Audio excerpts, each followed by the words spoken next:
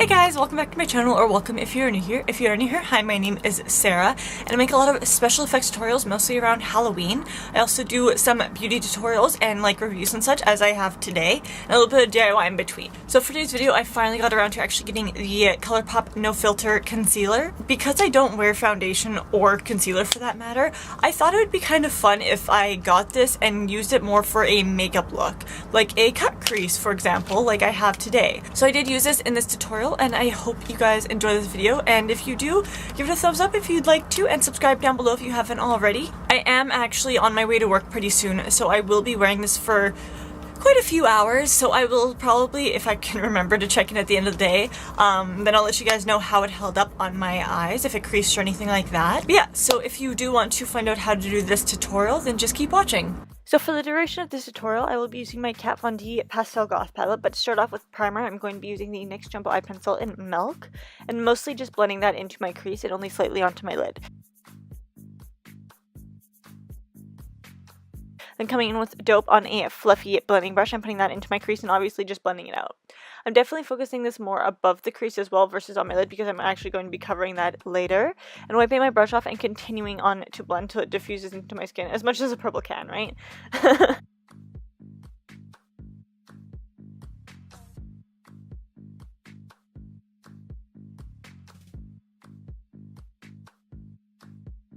Taking a smaller blending brush and Doom, I'm really just focusing this in my crease and blending it out softly.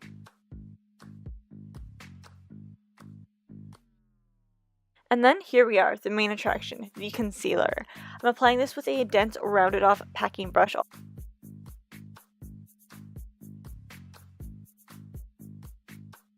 Although this is my first time doing a cut crease, a tip for doing this, if your eyes are similar to mine, is putting the concealer on a bit on your lid and looking straight. This will place your concealer right into the crease where you need it to end. And obviously before it sets, I'm going to be applying an eyeshadow on it, specifically Meow with a dense packing brush once again. And once I've got the two, technically three I guess, very different colors to my liking, I'm using a crystal liner from NYX, and that is silver. And adding that to my crease.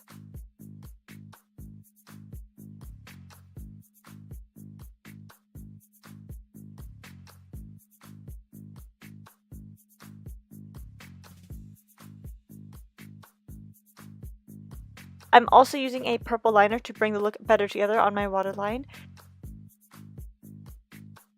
Taking a pencil brush and bringing down Dope and blending it out.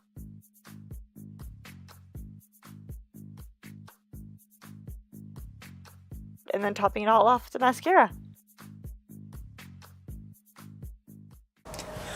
Alright, so I'm back, and I left my house today at about 12:30ish, and it is 6:22, so it has been quite a few hours, about I'd say almost 6 hours fully, and let's see how this turned out. So the makeup itself is coming off a little bit, but that is to be expected because it was very, very windy out today and I was crying just ever so slightly. The actual makeup itself has come off my face a little bit, but the concealer as a base is definitely pretty good, actually. It is slightly uneven. I don't know if you guys can see that or not, but it's definitely a little uneven. Now, to actually talk a little bit about this concealer, as I showed you guys in the beginning, it does come in this little box, but then you actually open the box up and you get this guy right here. Alright, so for comparative pricing, this guy is on Colourpop's site for $6 US, and the only other concealer I actually have is by NYX, and it's this one right here. It's the HD concealer, and I believe this one retails for $8 US, I think. So the amount of concealer you get in one tube from Colourpop is 4 grams or 0.14 ounces.